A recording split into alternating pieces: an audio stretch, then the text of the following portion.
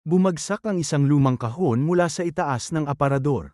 Nang binuksan nila ito, napuno ng takot ang kanilang mga mata, nasa loob ang isang lumang saplot ng isang bata, puno ng tuyong dugo. Sa gitna ng kanilang pagkagulat, may narinig silang mahinang boses. Bakit kayo nandito? Napalingon sila sa lumang duyan. Sa ilalim nito, may aninong gumagapang papalapit sa kanila. Hindi nila maaninag ng husto, ngunit lumalalim ang dilim sa paligid. Isa-isa silang nagsigawan at tumakbo palabas. Habang bumababa sa hagdan, narinig nilang muli ang boses, mas malakas, mas matalim.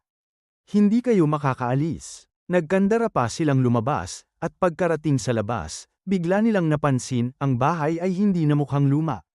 Naging bago ito, parang hindi pa ito pinabayaan.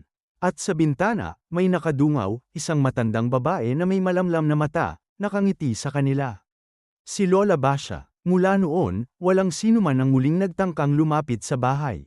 Ngunit sa tuwing magpapadilim, may mga nagsasabing may nakikitang figure sa bintana, isang matandang nakamasid, naghihintay ng susunod na papasok. Aral ng kwento, may mga bahay na mas mabuting iwanan sa nakaraan. Hindi lahat ng tahimik na lugar ay walang buhay, at hindi lahat ng patay ay tuluyang lumisan.